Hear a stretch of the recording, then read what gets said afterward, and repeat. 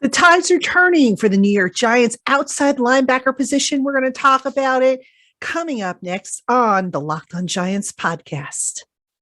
You are Locked On Giants, your daily New York Giants podcast.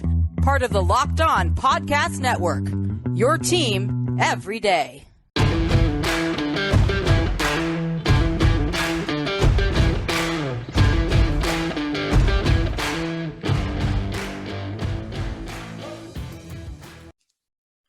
Hello, New York Giant fans, and welcome to another edition of the Locked On Giants podcast, part of the Locked On Podcast family, your team every day. My name is Patricia Traina. I am a veteran NFL writer, been covering the New York Giants for over 30 years now. Yeah, it's been that long. And we are counting down the days to the start of July 26th, which is the date the entire team reports to training camp. The rookies reported yesterday. Basically, no media access for training camp. There's about 25 rookies and select veterans that reported. Basically, what they're doing over at the Quest right now is kind of doing an orientation session, if you will, like a week-long orientation session for training camp, getting the rookies up to speed and whatnot, so that when the veterans come in, they can hit the ground running with practice.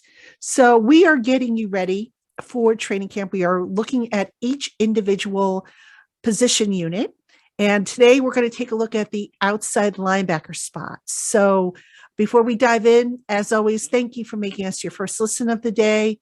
If watching on YouTube, your first watch of the day, we appreciate it and hope you're enjoying our content with still more to come, by the way. So let's go ahead and jump in and talk about the Giants outside linebacker group, or the edge rushers, depending on what you like to call them. Now, you might have noticed, if you looked at this episode on YouTube, that the thumbnail says, finally. And what do I mean by that? Well, for quite some time now, a number of years, and stop me if you've heard this, by the way, before, because I think it's applicable for just about every other position on the Giants. But for the longest time now, the edge rushers have been a question mark. There's either been a lack of talent, a lack of scheme, the deployment hasn't been there, whatever the case may be. There just hasn't been enough to get a person excited about the particular unit. Well, with the changes the Giants made, finally, it looks like we could get excited about this outside linebacker group or edge rusher group. Before I get to that, though, let's go ahead and recap how things got so bad with the Giants. Now, I always make this point a lot on the show when I talk about the pass rush. But if you go back to the days when the Giants had playoff caliber teams, which I know haven't been often the last several years, New York always had three solid pass rushers, all right? Guys that were effective, that created a pick your poison type of scenario.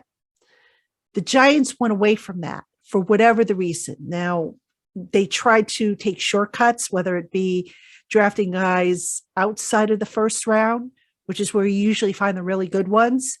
They tried with free agents that maybe weren't quite a fit or who just didn't live up to the contract that they got. They got lazy, basically, when it came to restocking that position. You know, I could count on, two hands the number of guys they brought in that weren't homegrown, quality, and high premium draft picks, which is really where you want to build your pass rush. So I go back to when the Giants traded away Jason Pierre-Paul. Now, before they did that, the Giants had something kind of special going. They had what I call like a string of homegrown pass rushers, guys that were able to learn from like the generation before them. So you can go back to the days of Michael Strahan, for example. Actually, you can go back to Lawrence Taylor. Let's go back even further to Lawrence Taylor. Lawrence Taylor was on the tail end of his career. Michael Strahan came in. Strahan learned a little bit from Taylor. Even though they played different positions, they still were pass rushers. And then Strahan became the guy. Then Justin Tuck came in and OCU Manura came in. And they learned at the hip, if you will, of Strahan. Then Strahan retired, and you had Tuck and OC. They were the main guys. Jason Pierre-Paul came in, and he was able to learn from them. Well, after Jason Pierre-Paul was traded, and I should add that Jason Pierre-Paul was really the last premium draft pick of that era before they, wised up and started taking, the Aziz Ogilari's and the Kayvon Thibodeau's. But, they traded away Jason Pierre-Paul, and then suddenly the Giants just didn't have that tradition, guys before them that knew about that tradition, that could teach and help groom the younger guys. And it was very important. And it's interesting because, when I spoke to OCU Manure a couple of years ago about this very same topic, OC brought that point up. And he said, look, you kind of need the mentor. And the Giants were just getting away from that. They were bringing in guys from the outside that really didn't have an appreciation or an understanding of Giants history. And it's important, it might not seem important in terms of the X's and O's, but it's important in terms of, having these guys develop a sense of appreciation. And I always think back to one free agent that the Giants had in particular. And I won't tell you who he is, but when I used to talk to him and I used to ask him about, playing in the pass rush for the Giants. And I used to say, well, what does that mean to you? And he used to, give me the standard line, oh, we just got to play Giants ball. And he constantly would say that to me. So one day I said to myself, this guy doesn't have a clue what Giants football is. So the next time he said it to me, we got to play Giants football. I said to him, let me ask you something. I said, you use that phrase a lot. I said, do you even know what Giants football is? And the guy just looked at me and he goes, blah, blah, blah, blah. So he wasn't able to answer the question. And I know it sounds like a kind of a silly question, but there's a sense of pride. There's a sense of, building, just a tradition. And you get guys coming in from the outside who don't really understand it, who don't really know the legends before them or the history. And it kind of takes away a little bit. It tarnishes the pride. You would think that, okay, you come in, it's your name on the back of your jersey. You want to do a good job and start a new tradition, but that just hasn't worked out for the Giants. So they have gone back to the basics, which quite honestly, long overdue. I call it replanting the garden, as a matter of fact. The Giants went back, ripped up the remaining weeds, laid down fresh soil, replanted the garden with homegrown draft picks. Now, we'll talk about that a little bit more coming up right after this. All right, Giant fans, we have more coming up on today's LockedOn Giants podcast. But first, BetOnline is the only place that offers the best information on the latest odds, contests, and player props for all your sports betting needs. No matter what sport you're into, betonline.net has you covered. Plus, they offer everything you need to know for live betting and your favorite Vegas casino games. So head on over to betonline.net today to learn more about the trends and the action. BetOnline, where the game starts. All right, Giant fans, welcome back to the LockedOn Giants podcast. I'm Patricia Traina. We are previewing the Giants' different position units, the biggest questions, the personnel that we need to know, all that good stuff as we get you ready for the start of Giants training camp. The full team reports on July 26th. The rookies are already in. First practice, July 27th. First padded practice, August 1st. So we are getting so close. Cannot wait. All right. Before we continue on with our discussion about the outside linebackers, which stars are moving the betting line the most? Well, we've kicked off a series here at the Locked On NFL Network that gives you the 50 most valuable NFL players from the odds makers at BetOnline. And yes, there is a Giant player. Matter of fact, if you check out the segment, I think it's today's segment, you just might find out who that Giant player is and what I had to say about that individual's placement. So the Locked On NFL segment that we're running kicked off on July 18th. It's available wherever you find your podcasts and, of course, here on YouTube. Again, check out Locked On NFL podcasts for that series that we're doing. All right, let us get back to the outside linebacker position. And what have the Giants done to replant the seeds? Well, there's a couple things. We know the personnel. Let's get the personnel out of the way. They added Kayvon Thibodeau, the 5th overall draft pick, obviously.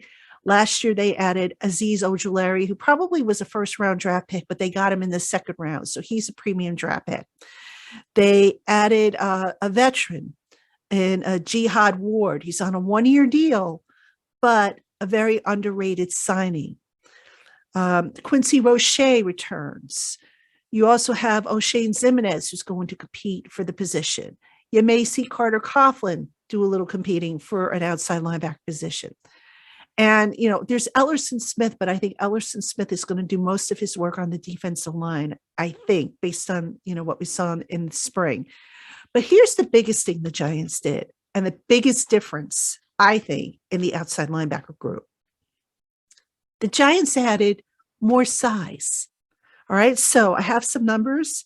All right, Aziz Ojulari, who last year played around 245, added 10 pounds of muscles, bulked up to 255. Thibodeau is 258. Ward is listed as 287. All right, now why is this important, you ask? Because in the past, the Giants have gone with smaller guys. And those smaller guys, when they get a one-on-one against a 300-plus pound offensive tackle, guess what? They get stonewalled or washed out. Now, they got size. Now, granted, they're not 300-pounders. They're going to still probably go up against 300-pound offensive tackles. But the more you can close that gap, the better chance you have, I think, of winning some of those one-on-one battles that'll probably ensue as we get into the games. So that right there, folks, was a big shift in philosophy, right? It's something that I think went under the radar with a lot of people, but it's an important one because, again, size does matter in the NFL. You cannot have a guy who weighs 235, 245 going up against a 300-pound offensive tackle and expect that 235, 245-pound guy is going to win that battle. It just doesn't happen. I mean, or I should say it rarely happens. And I don't think I've ever seen it happen, to be honest with you. So size is a big thing. All right. What else did they do? They've been adding quickness. Right. So, I think back to the days of O.C. Umenyiora and how O.C. had that quick first step off the snap. Sometimes he was in the backfield, the way he would time it, it would just be like right at the snap, as though he knew the snap. Now, sometimes, the drawback is that can bring up false starts, or I should say offsides by the Giants, but it can also create false starts on the offense because the offense now has to anticipate that quick first step. So there's a lot of quickness that the Giants added, a lot of speed that they added on the edges. And again, going back to the size thing, when opponents are going to run the ball against the Giants, now they have guys who can set the edge and better defend it. They're not going to get swallowed up. So these are some of the tweaks that are so important, but yet went under the radar with this outside linebacker group. And, I don't have to mention to you versatility. I think some of these guys, you might see them, a lot of them you'll see in a 2-point stance. You might see some of them come down on the line in a 3-point stance. So there's going to be that element of versatility that's mixed in as well. So speed, size, versatility. And did I mention that they have a group of smart players? I mean, this is a highly, when you're talking football intelligence, football IQ, this is a smart group. So I don't think you're going to see them make too many mistakes doing things that maybe they shouldn't be doing. They're a disciplined group, which is important. You don't want to have them, committing offsides or hitting the quarterback or weighing them down with their body weight, anything to draw a penalty. So I like the direction that the Giants went with to beef up that outside linebacker group, which, by the way, was long overdue. The Giants, we could say the offensive line, for example, was a years-long Achilles heel. The outside edge rushers probably wasn't that far behind the last several years. Can't say that anymore, though. So that being said, what are some of the questions we still have about the outside linebacker position on the Giants. Well, stick around and I'll cover some of those right after this. All right, Giant fans, welcome back to the LockedOn Giants podcast segment 3. I am Patricia Traina. We are looking at the outside linebacker position today. Coming up later this week, we are going to have the safeties. We're going to have the cornerbacks, and also coming up, I have a very special interview with NFL Network reporter Judy Batista, who this year is going to be covering the Giants amongst other teams. Judy used to be with the New York Times, so she's no stranger to the New York Giants beat. Really super person, and I'm excited to talk Giants football with her. So that is all coming up for you on the LockedOn Giants podcast as we get you ready for July 26th, the Giants report. First practice, July 27th. First padded practice, August 1st. I'll be there. Hope to see you there as well. If you're going to training camp, drop me a comment if you're watching on YouTube, or shoot me an email and just let me know if you're going to be there. Make sure you say hi, wave at least, especially if you're sitting up in the stands, wave, and I'll wave back to you, I promise. Okay. We are talking outside linebackers. And as we've been doing with this series, let's talk about some of the questions about the unit. All right. Number one, and I think this is the big question for me, is, do they finally have a Batman? Now, you guys, if you've been watching my show for a while, you probably have heard me refer to the Giants not having a Batman pass rusher, and some of you have even asked me, well, what do you mean when you say they don't have a Batman pass rusher? Well, throwback kind of to my childhood, growing up, I used to like the old Batman and Robin TV series, and one with Adam West and Burt Ward. Yeah, I know it was the weird one, but it was a cheesy series, but I enjoyed it growing up as a kid. Didn't really get into the Batman series, the movies and stuff like that. But anyway, what I mean by Batman and Robin, obviously, is Batman is a leader. And, the main dog, the guy that you want to really try and foil. And Robin was always like, he was smart too, but not on the level as Batman. So think of it in terms of, if this helps you simplify things a little bit, think of it in terms of a number one receiver and a number two receiver. Well, do the Giants have a number one pass rusher? A guy that is, think in terms of Michael Strahan, a guy who's going to draw double teams pretty much on a consistent basis, or who you're going to have this game plan against if you're an offensive coordinator. The Giants really haven't had that in a number of years. I think you'd have to go back to Jason Pierre-Paul when they last had that. So do the Giants finally have that on their team?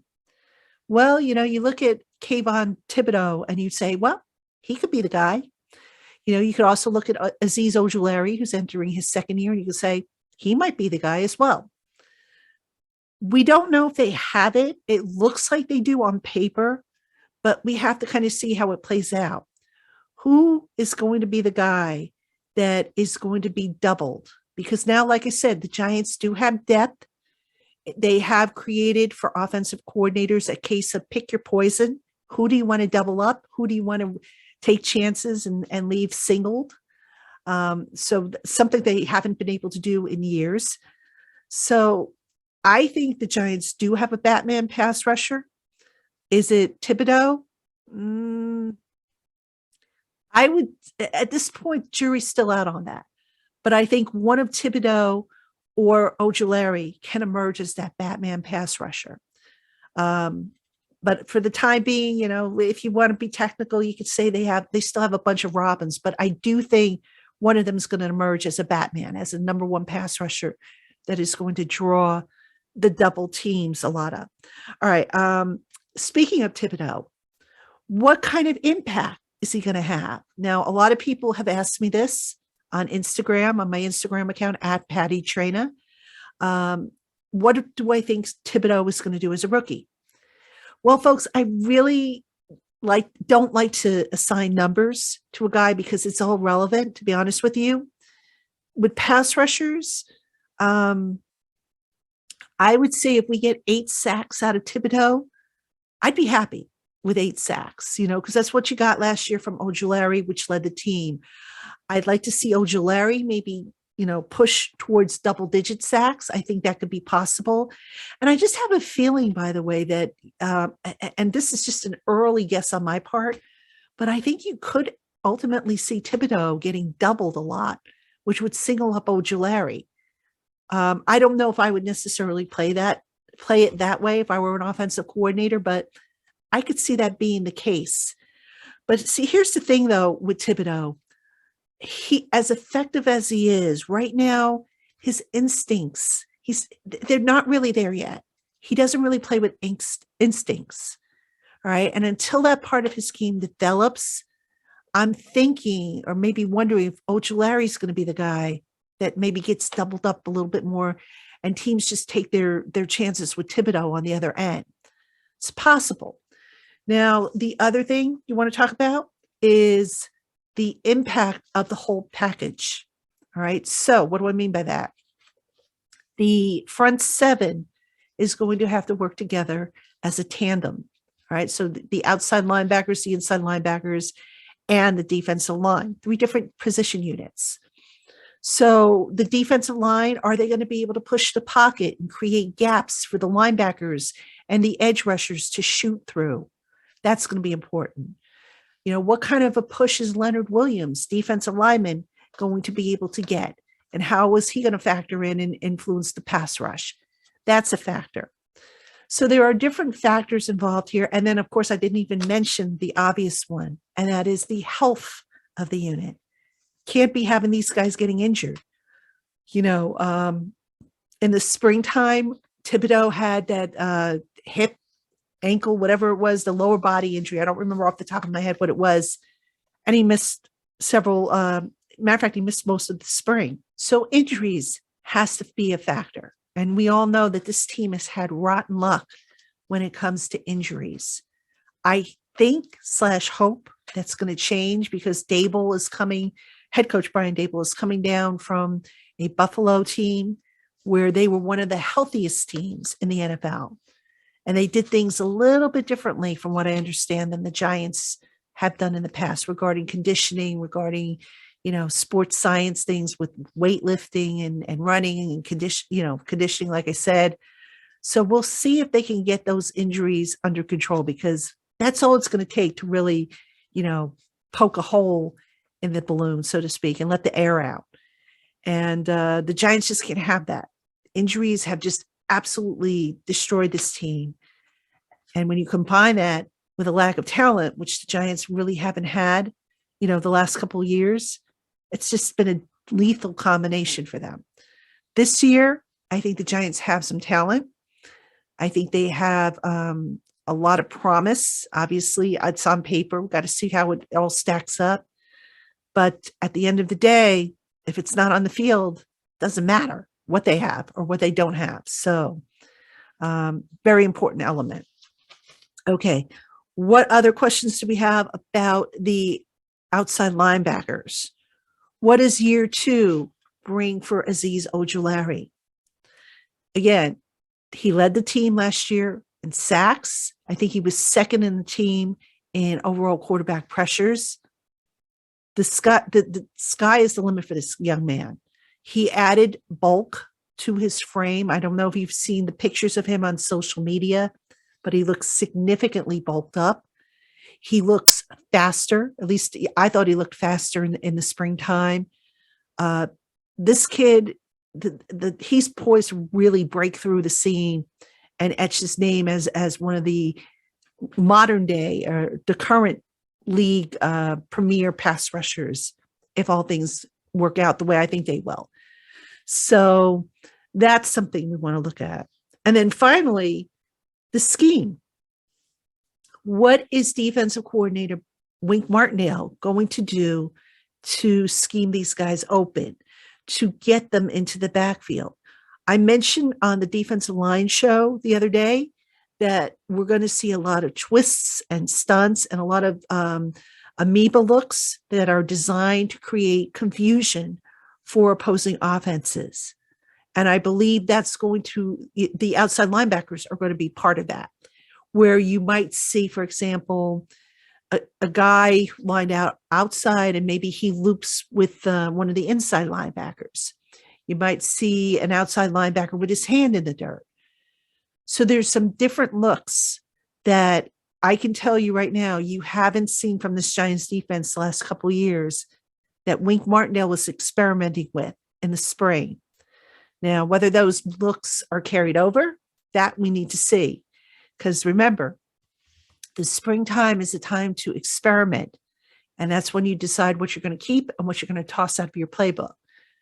I wouldn't be surprised if he keeps a lot of that stuff. And, again, if you're going to training camp, you're going to see what I'm talking about. You're going to see some really interesting alignments and deployments of not just the outside linebackers, but the defense in general. So I'm excited. I've been saying it all along. We are counting down. Can't wait to get out there at training camp. Yes, even with the heat, which I'm not a fan of, but it's going to be well worth it. It's not going to be, I don't think it's going to be a case where we're just kind of trudging through training camp and just wishing it was over because, you have that sense of doom or let's get the season started. So anyway, that's going to do it for us on today's Locked On Giants podcast. Hope you enjoyed the show. Again, keep it here the rest of the week. We still have a couple more position groups to do. We've got safeties, we've got cornerbacks, and then still to come, I have an interview with NFL Network's Judy Batista, which I think is going to run Monday. I have to see how that works out, but I'm thinking that will run next Monday to get you ready for the start of training camp on Tuesday. So that'll do it, folks. Again, thank you for making us your first listen of the day, or if watching on YouTube, your first watch of the day. Thank you for the comments, the wonderful comments that you guys and gals send me on Twitter, on Instagram, and in YouTube, in the YouTube comments. Appreciate them. I'll be back with you tomorrow. So until then, have a great one.